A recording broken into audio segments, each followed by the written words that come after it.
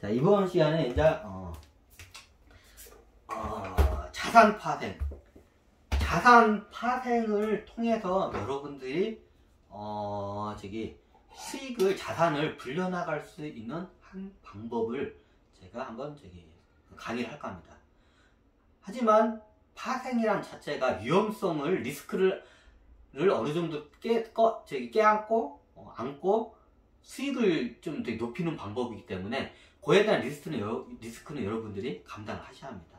그럼 어떻게 하냐면, 무리한 파생은 나중에 큰 화로 다가옵니다. 리스크를 줄이기 위해서는 적당한 파생을 해야 합니다. 그럼 적당한 게 얼마인가요? 이제 이런 문제, 적당한 게 얼마인가요? 제가 예전에 주식 강의도 했지만, 최고 회사가 부채 비율이 제일 안정적인 게 60%예요. 왜 그냥 외부의 충격이 와도 쉽게 흔들리지 않는 게 부채 비율 60%예요. 자기 순 자산 대비 부채를 60% 지는 게 이게 제일 건강한 파생 투자 방법이에요.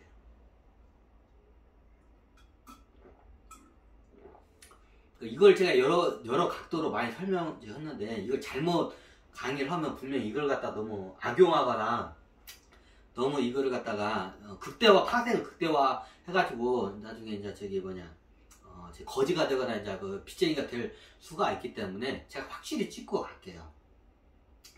이게 우주의 법칙에서 우리가 황금 비율이 있죠. 황금 비율이 1.618. 한쪽 면 이쪽 세로가 여기가 1m면 여기가 밑에가 이쪽 직선이 1.618m가 이게 제일 적당하다. 피라미드가 딱 그 원리죠. 우리 피라미드를 황금 비율로 쌌죠. 1.618. 그래서 안 무너져요. 피라미드가 몇천 년이 지나가도 그대로 한 이유가 안 무너져요. 예를 들어서 피라미드를 갖다가 우리가 아파트 고층 빌딩 수직으로 이렇게 쫙 올렸다고 봐요.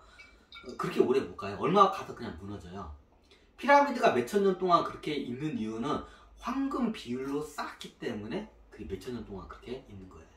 안전하다는 거예요.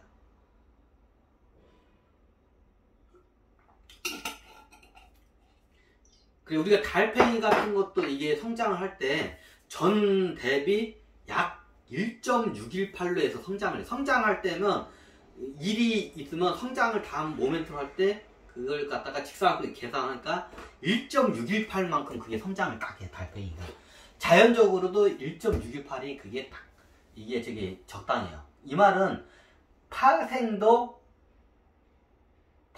내 자산이 1이면, 내 자산이 1이면, 168까지는 가능해요. 내 기존이 1이잖아요. 내 기존이 100이잖아요. 그러면 1.618 하게 되면 168이잖아요. 그럼 168까지는 그게 가능해요.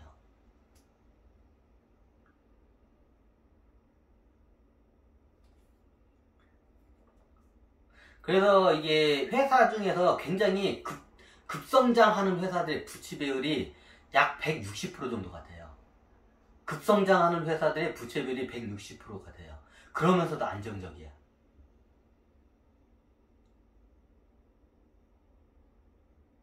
자, 왜 이 얘기를 하냐면요.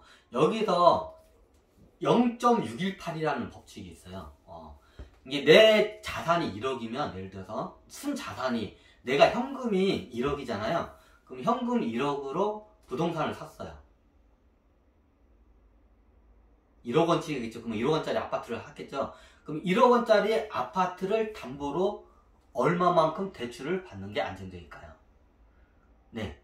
0.6. 1이면 0.6만큼만 받는 거잖아요. 60%. 정확히 따면 61.8%인데 그냥 60%로 하겠습니다. 내가 현금 1억에서 1억원짜리 아파트를 샀어, 집을. 내가 거기서 살아. 그러면 이거로 해서 뭔가 투자를 하고 싶어. 이거 담보대출에 대해서. 그러면 이 1억원짜리 아파트에서 담보대출을 받는 그 제일 안정적인 비율이 60%예요. 1억원짜리가 60%면 6천만원이죠. 6천만원을 대출을 받아서 그 선에서 투자를 하는 거는 안정적이에요. 나중에 뭔 리스크가 있어도 감당을 할 수가 있어요, 그게. 물론 이제 내가 이제 근로소득도 있으면서 계속 이자를 상환할 수 있는 능력이 되죠. 내가 예를 들어서 1억 원짜리 집이 있어요. 그냥 1억 원이라고 설명할게요. 지방에 1억 원도 안 되는 집도 많아요. 수두룩해요. 서울이니까 서울에 사람들은 세상 1억 원짜리 집이 그냥 잘 찾아보면 서울에도 있긴 있어요. 근데 지방에 가면 수두룩해요. 1억 원도 안 되는 집들이. 지방 같은 데 가면. 그럼 내 집이 1억 원짜리라 가정을 하잖아요. 자, 가정을 하잖아요. 내 1억 원 주고 내가 돈 1억 원을 모아서 예금을 해서 모아서 1억 원짜리 집을 샀어. 그러면 그 집을 담보로 60%면 6천만 원이 담보 대출을 받을 수 있죠. 야, 이거를 기준점으로 해서 이제 여러분들이 어떻게 자산 파생을 하는 게 효율적인지 한번 설명을 드리겠습니다. 60%의 법칙이라고 있는데, 자, 현금을 여러분들이 그냥 저기 할게요. 1억 원이라고 할게요. 자, 1억 원이라면 딱 이게 딱 감이 오시니까 1억 원으로 1억 원짜리 집을 샀어요. 내가 나 살 집이 있어야 할 거 아니야. 매일마다 내가 월세를 매일마다 한 채 50만 원씩 나갈 것 같다가 한 4, 50만 아니 월세를 한 채기 한 40만 원이니까 한 4, 50만 원 정도 월세 나갈 것 같다가 1억 원을 모아서 1억 원을 집을 사니까 내가 거기 사니까 월세를 낼 일이 없잖아. 그러면 내 근로소득에서 월세 50만 원 나가던 게 안 나가. 1억 원짜리 집을 사면. 그렇죠. 그럼 어떻게 되나요? 내가 나한테 월세를 받는 거예요. 예전엔 내 월세를 받으면 집주인이 그 월세를 가져갔잖아요. 그럼 어떻게 그러면 이게 마인드를 이렇게 가져야 돼요. 나는 계속 월세로 사는 세입자야. 근데 월세를 나한테 주는 거야. 내가 사서. 내가 저금한 1억 원 돈으로 1억 원짜리 집을 사는 거야. 그럼 옛날에 1억 원짜리 이 집으로 월세를 한 채 50만 원 냈었는데 보증금 한 채에 보증금 한 100에 월세 50만 원짜리를 냈어야 하는데 이게 보니까 내가 1억 원을 모아가지고 집을 부동산을 샀어. 그러니까 월세를 안 내도 돼. 하지만 내가 1억 원짜리 집을 삼으로써 나는 이 월세 50만 원짜리 자산이 생긴 거예요. 자, 어떤 관점으로 이게 접근을 해야 하는지 잘요. 그 전에는 내가 이 적금을 하고 월세방에 살았어. 한 달에 50만 원 월세를 냈어요. 근데 내가 적금을 하고 하다 보니까 어느 정도 되니까 보너스도 나중에 받고 이제 월급도 오르고 이제 하다 보니까 1억이 딱 됐어. 그러니까 어느 순간 되니까 이게 좀 지방이나 좀 약간 멀리 가보니까 1억 원짜리 집이 금매로 나온 거야. 그걸 샀어. 예전 같으면 나는 계속 월세를 사니까 50만 원 집주인한테 냈어. 근데 나는 부동산에 투자를 했어. 자, 관점이. 그리고 내 예금 이제 만기가 돼서 1억 원이 됐어. 자, 1억 원으로 뭘 사요? 집을 사요. 그리고 그 집을 갖다가 월세를 받아요. 이 집 1억 원짜리로 월세 이제 50만 원 받을 수 있다고 가정해. 보증금 100에 월 50. 달빵이냐, 다 그런 경우만. 하여튼, 50만원 월세를 받을 수 있는 집이야. 자, 그 집을 사요. 그리고 월세를 내줘요. 그러면 월세를 내주면 매달마다 여러분들은 1억 원을 투자하고 월세가 얼마 들어오나요? 50만 원이 들어와요.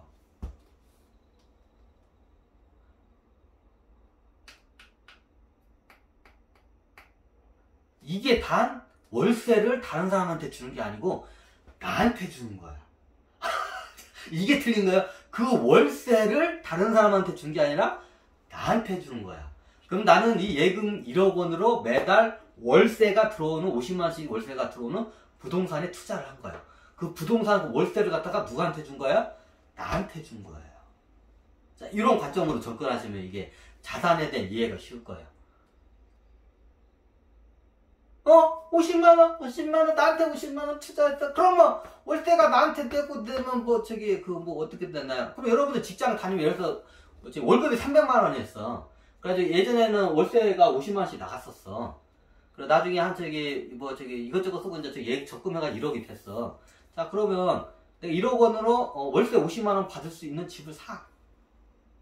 그리고 월세를 나한테 줘. 자, 이게 중요해요. 그러면 자, 어떻게 되냐. 여기서 이제 계산법이라는 게 이제 틀려져요. 이제 자산에 대한 계산법이 이제 여기서 틀려져요. 자, 월세 50만원 나한테 줘. 그러면 300만원 월급은 똑같이 들어와. 그렇죠? 300만원 월급은 똑같이 들어오는데 50만원이라는 월세가 나한테 생겼어. 왜? 내가 저기 인데까지 꼬박꼬박 저기 저축한 1억원 그 저기 만기된 저기 저축금에서 1억원 돈으로 저기 이게 집을 샀어. 근데 이 집으로 해서 월세가 50만원이 나와.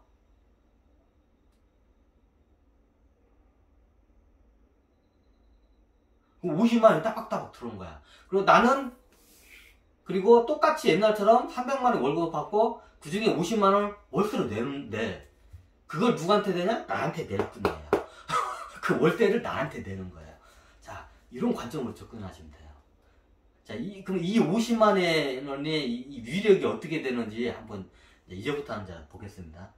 자, 보통 이렇게 자기 사면, 아유, 진짜, 그러니까 300만 원이고 월세 안 나가네? 하고 이제 장부를 저기 가계부 이렇게 짜요. 가계부 이렇게 짜지 마시고, 지출에서 확실히 50만 원을 빼세요. 내 집에, 내가 투자한, 내 집에 내가 살면서 내 집에다가 저기 월세 50만 원 내는 걸 확실히 그거를 월급에서 50만 원을 따박따박 빼야 돼, 매달마다. 250만 원 가지고 이제 저축하고 생활을 해야겠죠. 그럼 그 50만 원이 이제 자산이 나와요. 그러면 이 자산에 대해서 분리를 시켜야 돼요. 내 가계장부와 내 자산장부가 분리가 좀 시켜야 돼요. 이게 중요해요. 내 소비장비와 자산 포트폴리오 장부가 이제 이게 분리를 시켜야 돼요. 그럼 내가 나한테 50만 원을 월세를 매달려요. 1억 원인데. 그죠? 그러면 내 가계부상은 거기에서는 월세 50만 원이 빠져나가. 그리고 내 자산장부상에서는 50만 원 월세 수익이 들어와. 자, 그러면 이 1억 원짜리가 부동산 1억 원이에요. 이제 집을 샀어.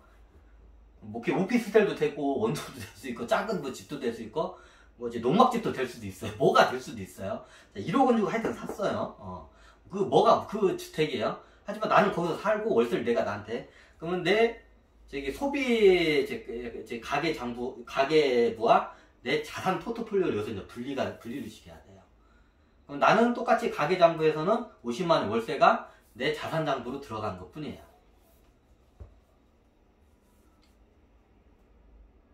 자, 그럼 매달 50만 원씩 여기서 그러면 내 자산 그 계좌를 따로 이제 계좌 자체를 분리해야 돼요. 계좌 자체를 분리해가지고 따박따박 50만 원을 받아요. 그러면 이게 자산가로서 이게 뭔가 좀 이게 쌓이는 듯한 뭔가 하죠. 그러면 어떻게 되냐? 이걸 통해 가지고 나중에 다시 해가지고 부동산을 다시 투자하는데 큰 밑거름이 될 수 있어요. 근데 여기서 제가 이제 제시하고자 하는 거는 좀 이게 좀 틀려요. 주식하고도 다 연결되는데. 자, 여기서 그러면 1억 원 가지고 내 생돈 적금을 해서 1억 원 모아가지고 집을 샀어. 자, 50만 원 정도 월세를 해가지고 50만 원이 생겨. 이 부동산으로 해서, 자산으로 해서. 그럼 어떻게 되냐? 자, 이 부동산을 통해서, 이 부동산이 지금 1억 원이잖아. 1억 원이잖아요. 그럼 1억 원짜리 부동산을 60%만 딱 대출을 받으세요. 그럼 60%는 얼마? 6천만 원이죠?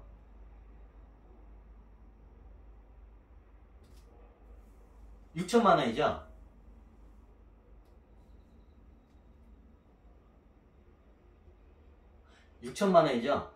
그 6천만 원을 대출을 받고 그걸 일단 대출을 받아 놓습니다. 자기 담보로. 그럼 매달 50만 원의 월세가 나오죠. 이 50만 원의 월세로 어떻게 되냐? 네. 이게 지금은 저건데 나중에 고정금리가 좀 내려갈 때가 있을 거예요.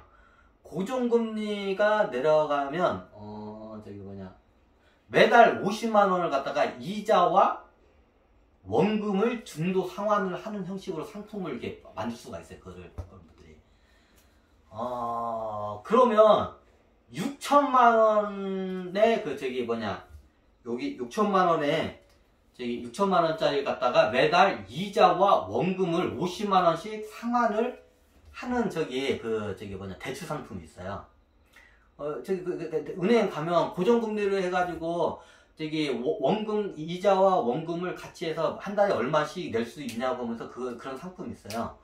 그럼 예를 들어서 고정금리가 제 경우를 할게요. 그냥 3.6%라고 할게요.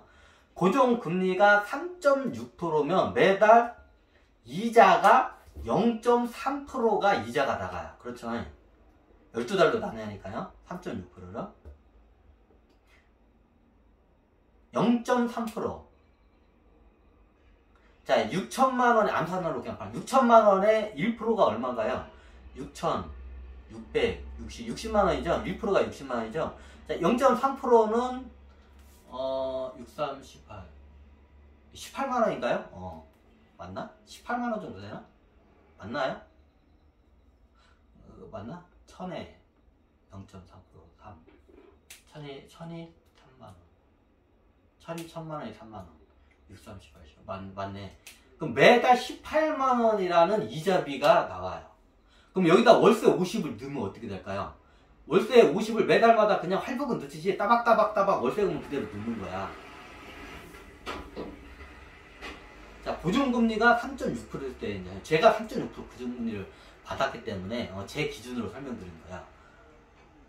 저는 한 10년 동안 원금에 매달 1%씩 돼요. 그러면 10년이면 갚아져요. 자, 이 6천만 원을 만약에 이걸 대출 받은 분을 기점으로 하게 되면 고정금리 3.6%에서 매달마다 이자 원리금을 같이 매달 50만 원씩 넣는 거야. 그러면 18만 원이 이자고 초기에는 18만 원 이자고 나머지 이제 32만 원이 이제 원금을 상환해요.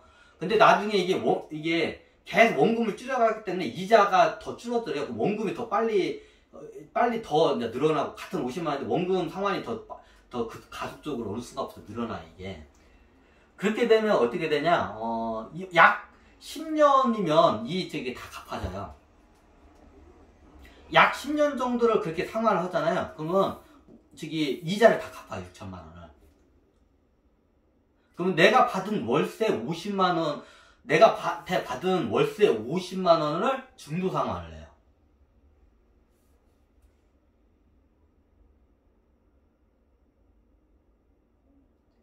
이자하고 원금을 중도 상환을 해요. 매달 50만 원 월세를 갖다가 중도 상환을 해요. 그럼 어떻게 해요? 나중에 이 6천만 원을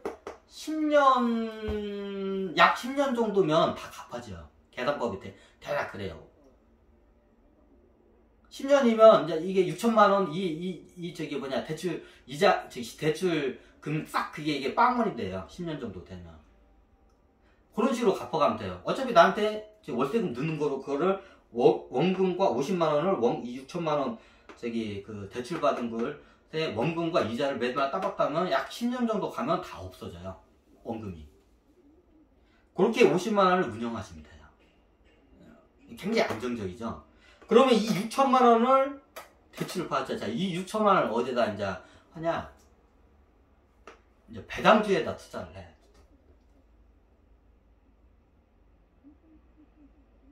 야, 이 배당주에다 이 6천만 원, 이 대출받은 이 파생으로 이제 이 자체가 파생이에요. 대출해서 다른 자산을 산 것 자체가 파생이에요. 그러면 이 6천만 원을 갖다가 60%인 60% 대출받은 6천만 원을 갖다가 뭘 해요? 배당주에다 투자를 하세요. 여기서 원칙이 있어요. 당연히 이제 우량하고 안정적인 회사는 건 너무 당연하고, 내가 빌린 대출 이자보다 더 높은 배당률을 주는 회사에다 투자를 하세요. 그럼 나중에 여기 월세를 못 내도 이 배당금으로 이자를 충당할 수가 있어요. 나중에. 이거 자기 방법에 따라 포트폴리오가 틀리기 때문에 여기서 부동산을 하고 빨리 갖고 싶으면 내 50만 원 월세하고 배당금이 나면 배당금으로 이걸 빨리 갚아도 돼요. 그 상황에 따라 자기 자산 상황에 따라 자기 성향에 따라 그건 선택하시면 돼요. 근데 저 같은 경우에는 이제 그거보다도 한 단계 파생을 이제 좀 유도를 해요. 자, 그럼 매달 6천만 원을 투자해서 이제 제 기준은 이렇게 저는 3.6%의 저기 그 은행 이자를 써요. 그러면 3.6%보다 배당률이 더 높은 회사들이 지금 겁나게 많아요, 현재.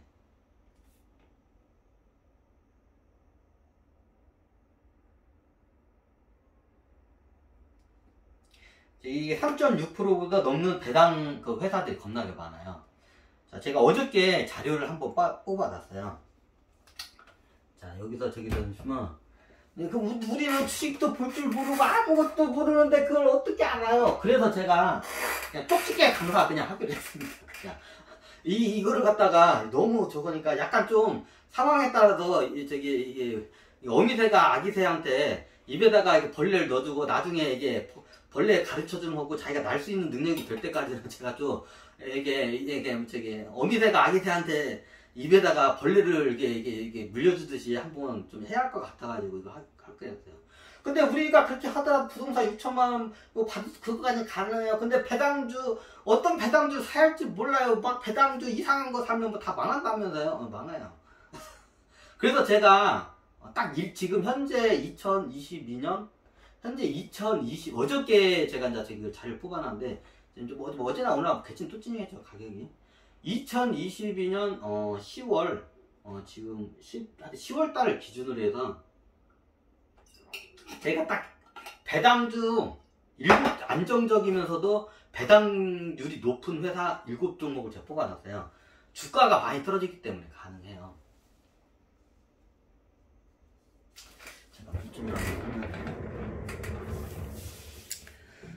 제가 이게 어저께 스크랩을 해놨는데 자 보여드릴게요. 이건 저구나. 왜 그랬죠? 저 같은 경우에 이게 자료를 스크랩 해가지고 따로 이게 저만 볼 수 있게 자료를 만들어놔요. 네이버 카페를 갖다 이건 저밖에 못 봐요. 이거는 아무도 못 봐. 회원도 없어. 이거는 나밖에 없어. 그래가지고 이게 스크랩하고 메모 같은 걸 이렇게 가져오는데 꽤 자료가 많아요. 제가 어저께 여러분들이 배당주를 하면 여러분들이 통찰이 안 되시는 이게 주인분들은 이상한 배당주 사가지고 나중에 전재산 다 날려먹을 수가 있기 때문에 제가 그냥 딱 종목을 딱 찍어서 현 시점에서 딱 찍어서 제가 그냥 찍어 드릴게요. 그냥 그 배당주 어떤 종목을 이렇게 하는 게 좋은지. 자, 여기 보면 그 이상한 배당주 잘못 건드렸다가 한 방에 가요. 그 배당금 많이 주고 배당률이 높다고 해서 막 투자하는 거 아니에요. 거기에 다 한정이 숨어 있는 그 종목들이 겁나게 많기 때문에. 그래서 여러분들 그것을 보호 차원에서 제가 그냥 딱 7종목만 제가 딱 뽑아놨어요. 어디냐, 삼반관, 삼반도. 여기 있다, 자산파생각. 왜 안 뜨냐? 여기 있다. 이제 자산파산 강의를 하면서 제가 저걸 했는데, 종목을 딱 그냥 할게요. 자, 삼성전자 우선주. 이 원래 얼마까지 하면서 4만원, 5천원 먹대는데, 지금 5만원까지 올라가지고, 배당 수익률이 낮았는데, 지금 2.87%예요. 여기 보시면. 2.87%. 이게 안 보이신다고요? 좀 크게 해야 하는가? 이제 보이시나요? 보이시죠? 삼성전자 우선주 2.87%. 자, 그리고 포스코 홀딩스 지금 현재 관점으로 해서 이제 나중에 이거 보고 하면 안 돼요. 지금 현재 관점으로 이게 지금 배당률이 지금 이렇게 형성되어 있으니까 지금 7.16%. 나중에 이제 주식이 오르면 배당률이 떨어져요. 이제 그때 가면 이제 기차는 떠났어, 버스는 떠났어. 자, 지금 현재 2022년 10월달 관점으로 지금 설명. 지금 포스코 홀딩스가 7.16%예요. 지금 주가가 많이 떨어지고 배당금도 많이 오르고. 이런 회사들은 배당금이 꾸준히 올라가요. 올라갔으면 올라갔지 떨어지지 않는 회사예요. 안정적이고. 굉장히 지금 싼 회사들이 많아요. 그리고 현대차 우선주가 몇 개가 있어요. 이제 그 중에 여러분들이 이제 회사 아무거나 들으셔도 돼요. 다 괜찮아. 현대차 우선주 몇 개인데 6.45% 현재 관점으로 배당 수익이 6.45%예요. 여러분들 진짜 한번 조사를 해보세요. 약간 이게 아마 작년 기준으로 해서 좀 틀릴 수도 있어요. 올해치 이게 또 기준치가. 또 조금만 있으면 배당금 지금 주죠. 이제 12월 30일로 이제 그때 해가지고 배당금이 이제 그때 측정이 되죠. 이제 지금 10월 달이니까 이제 배당금을 약간 좀 이런 거를 좀 신경 쓰셔야 할 때가 된 것 같아요. HMM 3.31%. 이 회사는 지금 계속 좋아지기 때문에 지금 사놓으면 나중에 주가도 오르고 배당금도 아마 늘어날 거고, 여러분 투자한 금액 대비 아마 나중에는 10% 이상 배당률이 나올 거야. 이 회사는 제가 봤을 때는 이거는 그렇게 돼요. 지금 18,000원인데 나중에 가격 오르면 배당금도 올라가요. 그럼 배당 상향이 적어져. 근데 여러분들이 18,000원에 샀기 때문에 여러분들의 투자 대비로 했을 때 배당률이 10% 이상 넘어가요. 어느 순간 되면. 왜 이게 괜찮으니까. 요거 추천해드려요. 지금은 3.31%밖에 안 되겠지만, 왜 제 관점으로 좀 한 거예요. 저는 3.6%를 관점으로, 제가 대출 금리를 관점으로 해요. 그래서 3%가 이상이 넘는 것만 추천을 드려요. 이게 한국 자산신탁. 이 회사도 알찐 회사야. 근데 한시적으로 떨어질 수도 있어요. 이제 그건 주가는 떨어질 수 있기 때문에 감안하셔야 돼요. 지금 7.33%의 배당 수익률이에요. 자, 한국토지신탁 7.41%. 아주 높죠. 근데 주가가 조금 떨어지거나 이렇게 왔다 갔다 하다가 나중에 또 올라갈 거예요, 얘네들은. 그리고 한화 3우비, 산화 3우선주 비. 이게 5.99, 6%예요, 지금. 굉장히 높아요. 안정적이면서. 그리고 주가도 앞으로 지금 저평가 굉장히, 이게 저평가되어 있다는 이게 뜻이기도 하거든요. 이게 배당 수익이 높다는 거는. 제가 여러분들이 배당주를 이게 분석하고 할 수 없는 능력이 없기 때문에 제가 꼭 집어서 7주를 그냥 이게 제가 추천을 지금 해드린 거예요. 그러면 그냥 딱 배당주에서 몰라요. 그러면 이 7종목을 그냥 예를 들어서 여기서 뭐 에이씨 나 여기 3%대 이자 낮은 거는 빼고 저걸래. 그러면 나 6천만원 받고 그냥 6개 1,000만원씩만 그냥 할래요. 그러면 그렇게 하세요. 아니 저는 많으니까 높은 것만 그냥 그 3%대 2개 빼고 5%대 해가지고 5개만 할래요. 그렇게 5개를 골고루 그냥 이제 5개 종목에다 골고루 이렇게 분산 투자하세요. 아니 그러니까 그래도 장원씨가 투자했으니까 나는 저금리로 나는 이게 가능하다고, 이게 대출이 3% 고정금리 있고 난 가능하다. 그러면 7종목 3%대까지 7종목을 다 이게 골고루 담아놓으신 거를 좀 추천을 해드려요. 되도록이면 7종목을 골고루 내가 투자하는 금액이 적어도 골고루 이렇게 분산해서 투자하기를 추천해드려요. 이게 수익률이 높으면 3%대 수익률 낮은 거 2개는 HMM하고 삼성전자 빼고 다 지금 그 5%대 6% 7%대 되죠, 대부분이. 그거 그냥 5종목 그것만 사셔도 괜찮아요. 내가 만약에 저는 대출금이 지금 5%대인데요. 5%대면 아까 5개 종목만 사세요. 5% 이상 되는 거. 이제 사람마다 틀리기 때문에 그래요. 되도록이면 저는 7종목을 분산 투자하기를 권유를 해드려요. 근데 잘 모르겠다면 그냥 7종목 분산 투자하세요. 딱 그냥 7분의 1 토막 딱 내가지고 내 주식에다 투자하게. 예를 들어서 7천만원이면 1,000만원씩이고, 자 6천만원이면 이거 얼마지? 6천만원이면 얼마지? 한 900만원 되나요? 하여튼 그런가? 97, 64, 900만원 좀 안 되는가? 한 800 몇십만원 되죠? 그러니까 한 800 몇십만원 정도씩 이렇게 나눠가지고 이렇게 투자를 하세요. 계산기 뚫려볼까? 제가 7종목을 했으니까, 자 6천만원 나누기 7종목을 하면 한 종목당 857만원 857만 1,000원인데 857만원 정도씩 딱 n분의 1씩 그냥 나눠가지고 이렇게 딱 넣어두세요. 근데 나중에는 하면 안 돼요. 지금 현재 기점, 현재는 지금 주가가 굉장히 싸기 때문에 배당 성향이 굉장히 높게 측정이 된 거예요. 나중에 주가가 올라가면 이제 그때는 이제 버스 떠났어요. 이제 그때는 이제 이 강의가 이제 판이 바뀌기 때문에 그때는 다시 분석을 해야 돼요. 지금 현재 오늘 날짜 2022년 10월 14일을 기점으로 제가 설명을 드리는 거예요. 자, 그러면 여기서 여기서 예를 들어서 지금 평균치가 여기서 배당금이 5% 정도가 나온다고 해. 내가 투자한 6천만원 투자했는데 1년에 배당금이 5%가 나와. 평균이 5%. 6천만 원에 1%가 얼마인가요? 6천만 원에 10%가 600만 원, 1%가 60만 원. 그죠? 60만 원이죠? 그러면 1년에 5%가 나오면 5, 6, 3, 10. 300만 원인가요? 1년에 300만 원에 배당 수익이 나와요. 6천만 원 하면. 이제 5% 정도, 평균치 한 5% 정도 나온다고 가정하면, 5%대 정도 가정하면. 그럼 여기서 저 같은 경우는 3.6%에 이자가 3.6%예요. 그럼 배당금으로 이자를 갖고도 원금을 더 상환을 할 수도 있어요. 자, 그러면 여기서 이 돈으로 배당금 받은 거로 나 빚진 거 싫어하면 원금을 빨리 상환해도 돼요. 근데 여기서 저기 월세가 나오잖아요. 월세가 나오는 걸 이미 10년 후면 다 할부 상환이 다 돼. 이제 없어져. 그럼 여기서 저 같은 경우에는 뭘 추천을 해야 되냐? 이제 여기서 배당주 유급주에서 한 5% 정도의 저기 그 배당률이 하면 1년에 300만 원이 나와요. 6천만 원이면. 그럼 300만 원 가지고 뭘 하시냐? 이제 그거 가지고 주식 공부를 하시면 돼요, 여러분들이.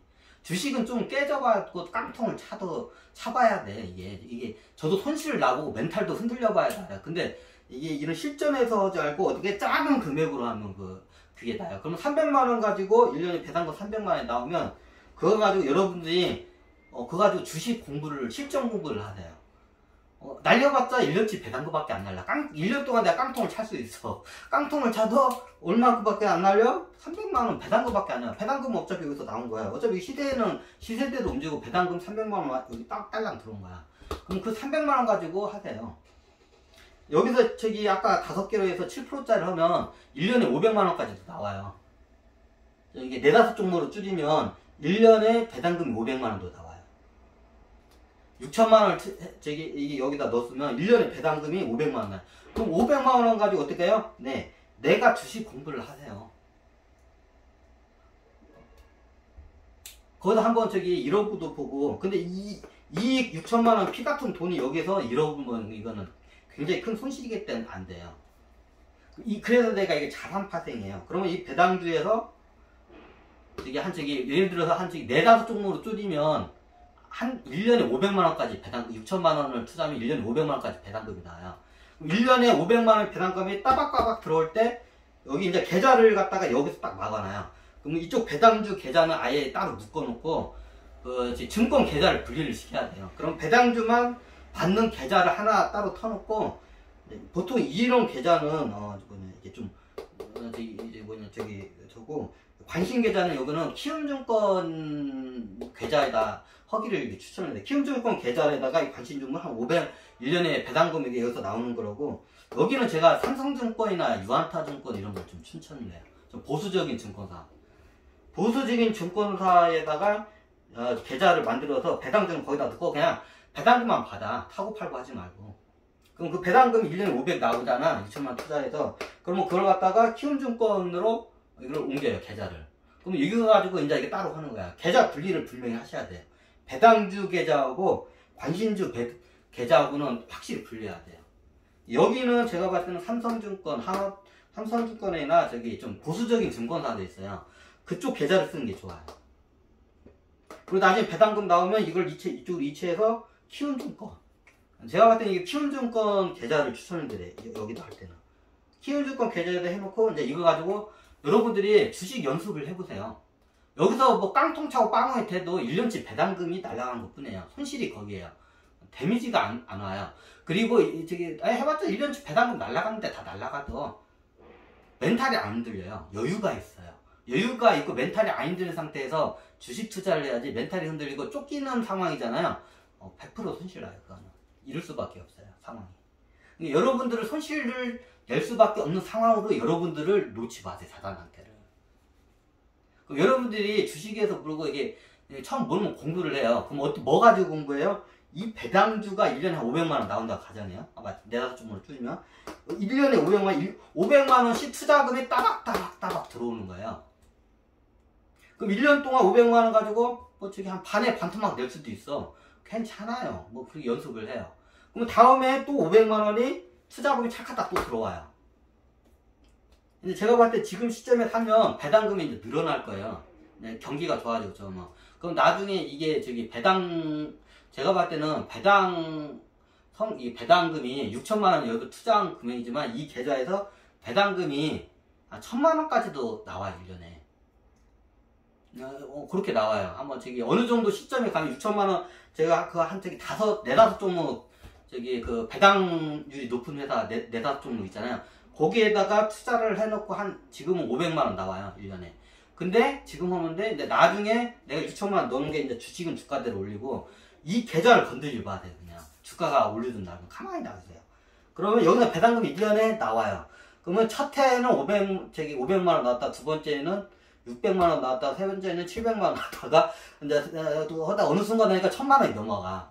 그걸 경험을 하실 거예요. 이 경험을 하셔야 돼요, 여러분들이.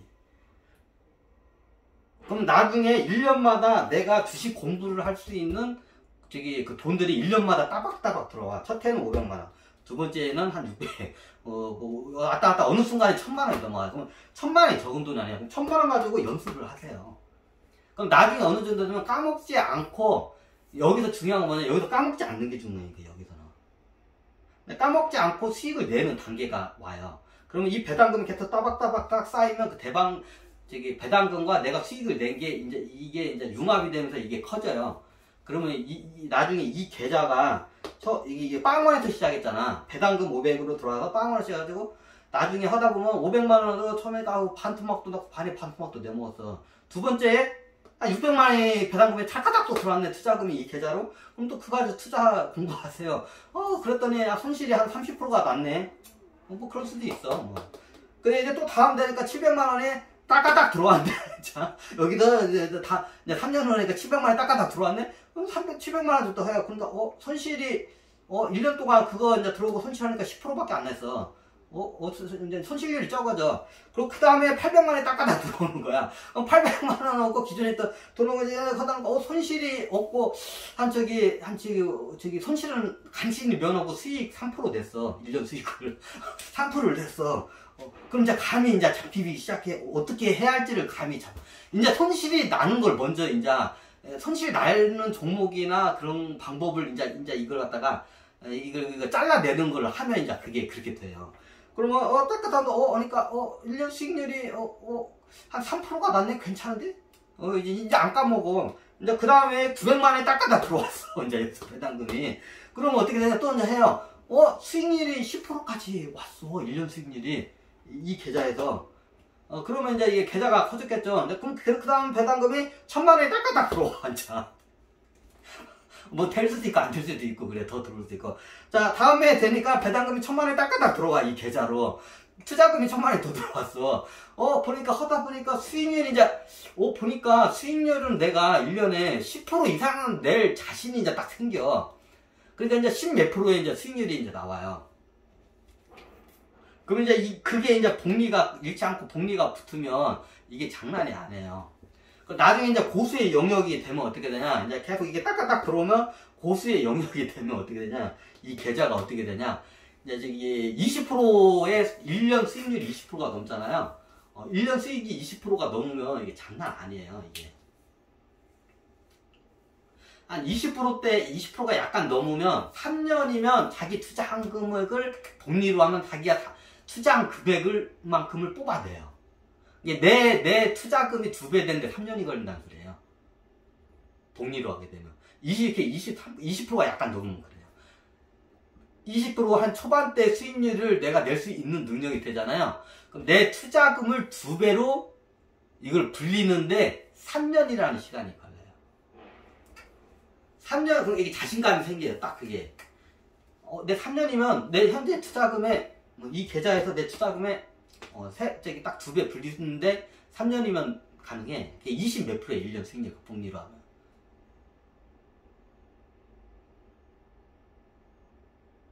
자, 그럼 이 상태에서, 이제, 여기서 이제 슈퍼개미가 이렇게 해서 탄생하는 거예요. 처음부터 큰 돈 와가지고 다 날려먹으면 슈퍼개미가 안 돼요. 자, 이렇게 해서 이 관심주에 어느 정도 그냥 이게 나중에 확보되면 내가 20%, 23%의 23% 정도의 수익만 따박따박 낼 수 있는 능력이 되잖아요. 그러면 내 투자금의 2배가 되는데 3년이 딱 걸려요. 복리를 하게 되면. 계산을 해보세요. 그 말은 즉슨 만약에 장기로 가게 된다면 이게 좀 힘들어요. 가끔가다 이제 코로나 사태도 오고 그러니까 그걸 어떻게 맞추냐 그런 분들 이제 하는 것 같은데 그래요. 이 워린 버핏이 이게 이게 그렇게 큰 재벌이 된 이유가 그래요. 자, 이게 이제 길게 보죠. 30년을 볼게요. 이제 젊은 분들 같은 경우 20대 사회 청년병사들은 여러분들이 이제 노년이 되면 60살이 되면 이제 노인 되죠. 예를 들어서 지금 내 나이가 한 30살이야. 30살이야. 아니, 한 33살? 33살? 33살이라고 할게요. 33살이야, 내 나이가. 그러면 내 나이가 33살이고 30년 후가 노후예요. 그죠? 63세니까. 자, 그럼 그때 가면 돈이 이게 어떻게 되냐면 20 몇 프로에 저거 되면 예를 들어서 내 1억 원을 그냥 1억 원을 1로 찍을게요. 1억 원이라고 시작할게요. 1억 원, 1억 원 아니라 1000만 원을 할까요? 그 최초 자금을 1000만 원이라고 할게요. 1000만 원을 갖다가 내가 꾸준히 1년에 약 20% 초반대의 수익률을 꾸준히 내면 3년이면 2배가 돼요. 그러면 3년이 10번이 되면 30년이죠. 2배가 되는데 10번의 텀이 생겨요. 그러면 여기 이 1000만 원을 갖다가 곱하기를 10번을 하면 나중에 30년 후에 여러분들 계좌의 금액이에요. 관심주 계좌의 종목 적어요. 자, 1000만 원을 그냥 딱 찍을게요. 1000만 원 시작하면 자, 30년이면 곱하기 10번 할게요. 곱하기 곱하기 1 한 번. 자, 보시죠. 자, 곱하기 1이 한 번 2천만 원이죠.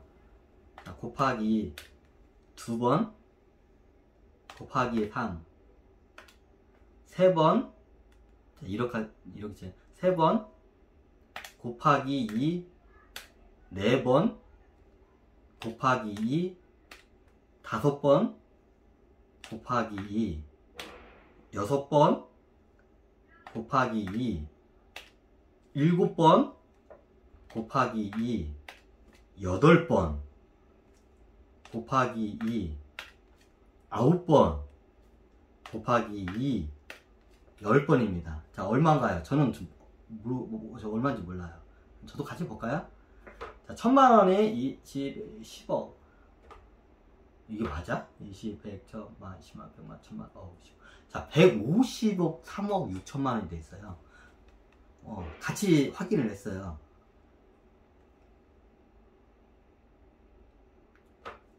천만 원이 153억이 돼 있어요. 1000만 원이. 자, 1000만 원이 누구든지 마음만 먹으면 근로소득에서 모을 수도 있는 금액이에요. 그래서 여러분들이 꾸준하게 수익률을 유지하면서 수익을 내는 게 중요해요. 손실을 안 보고. 자, 이렇게 되면 약 20%대의 수익만 꾸준히 내도 이게 내기예요. 그래서 이게 슈퍼개미의 영역이에요. 이게 이 정도의 수익률을 내는 게.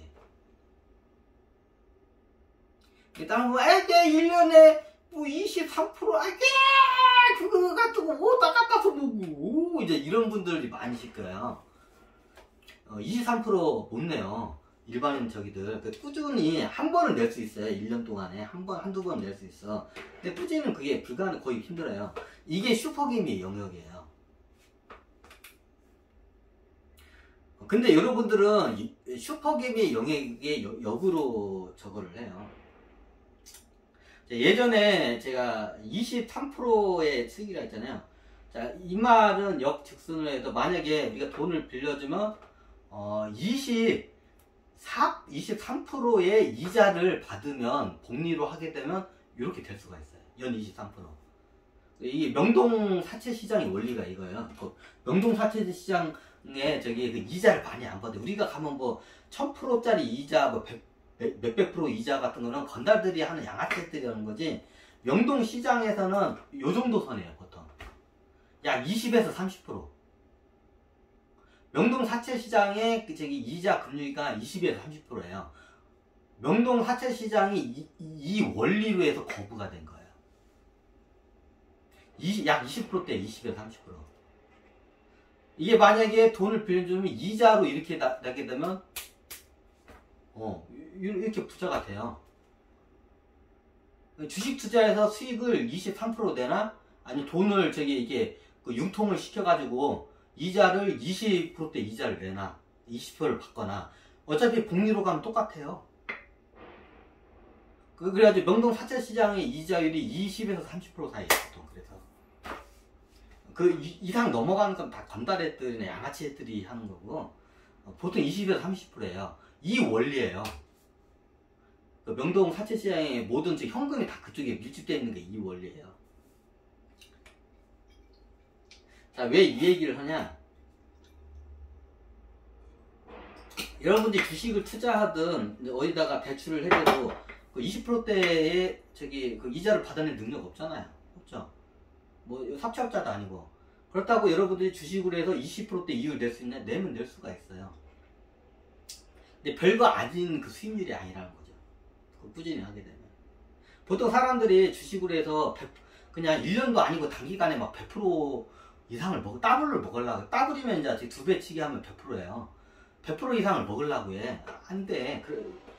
목표 수익률 자체가 애초부터 로또를 바라고 시장에 들어왔기 때문에 확률 자체가 안 돼요. 합리적인 걸 해야지. 근데 재밌는 게 뭐냐면 내가 참 보면 사람들이 대중들이 참 어리석다. 야, 이 대중들이 참 어리석은 게 뭐냐면 제가 예전에 중고차 장사할 때 중고차를 할부를 해요. 중고차 할부를 예전에 설명드렸지만 그게 은행 금리로 해서 그걸 갖다가 이렇게 쫙 펼쳐내잖아요. 은행 금리로 제 1금융권 은행 금리로 똑같이 그걸 펼쳐내잖아요. 그 이자가 25%에서 29%예요. 이게 사람 신용도에 따라 틀린데 지금은 많이 좀 틀린지 모르는데 저 중고차 장사할 때 그 할부 직원하고 그걸 갖다가 한번 계산을 해안가 한번 해봤는데 할부 직원이 그 얘기를 하더라고. 이거 은행 금리로 하면 중고차 할부가 이자가 25% 신용도가 좋은 사람들이 25%고 좀 신용도가 좀 약간 덜 안 좋은 사람이 29%고 아예 안 좋은 사람은 그것조차도 해주지도 않아요. 30% 넘어가는 것도 있고 보통 25에서 29%에 이율이 25에서 29%예요. 중고차 할부가. 왜 이 얘기를 하냐면 여러분들이 진짜 금융에 대해서 너무 무지하고 금융 습관이 굉장히 잘못됐어요. 저도 이제 그때부터 그 사실을 알고 고객들한테 할부를 권유를 못 하겠더라고요. 이거는 이 사람을 인생을 망치는 중고차 할부를 해가지고 뭐 권유하는 건 인생을 망치는 거 그때 알았기 때문에 할부를 권유를 못 하겠대요. 지금도 비슷할 거예요.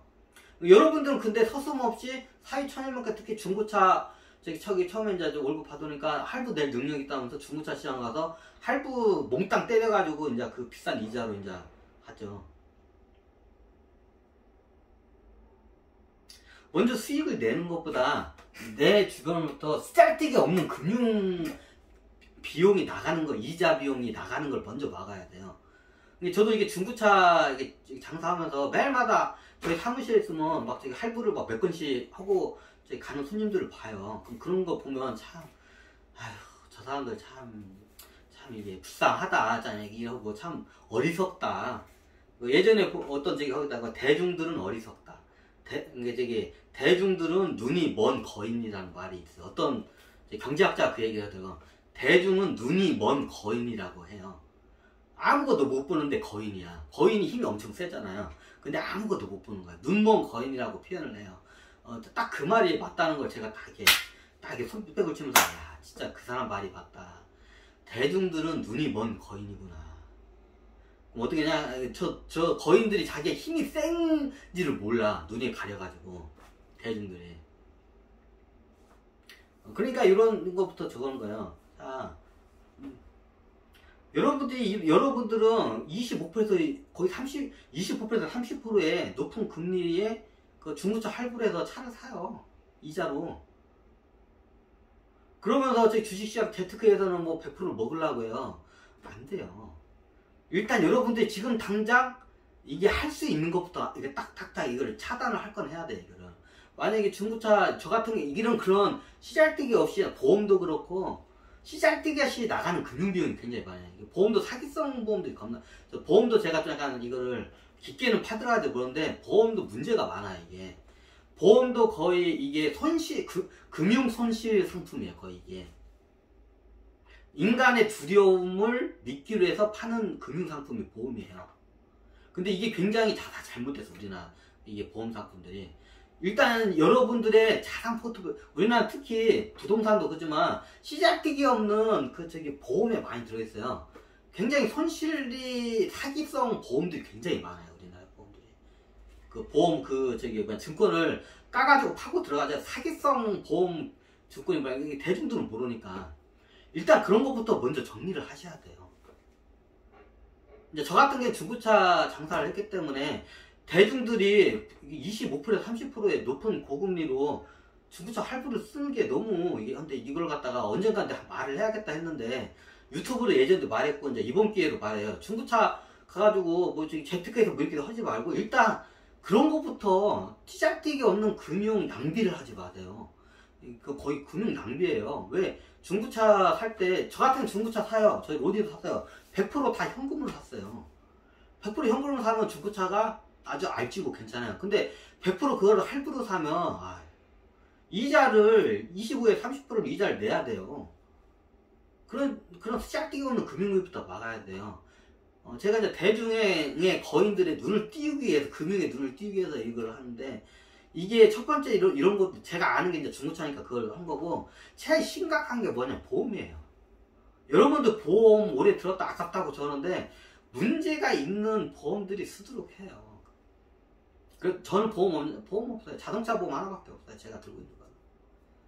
자동차 보험은 나중에 어떻게 될지 모르니까 자동차 보험 말고는 또 하나 있는데 저기 의료보험 국민 저기 의료보험 그거는 뭐 다 의무니까 뭐 빼겠습니다. 하여튼 제가 드는 거는 자동차 보험밖에 없어요. 왜냐면 이게 보험이 이게 좀 안 좋은 보험들이 많아요. 이게 특히 광고를 많이 한 것들 있잖아요. 그게 문제가 많아죠. 마케팅 비용이 거기 다 들어가 있어. 보험 상품 비용에.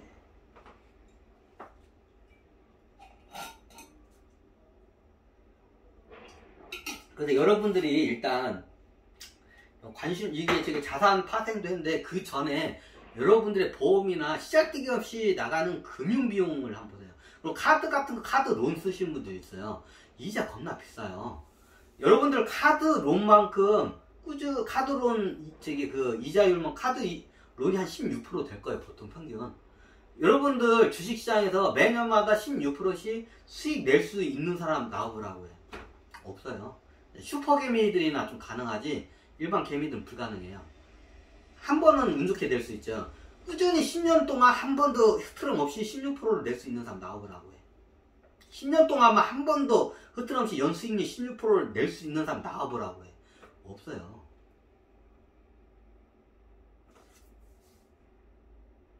근데 카드론을 써. 그걸 또 그런 걸 쓰지 마세요. 금융 낭비부터 먼저 이거를 하지 마세요.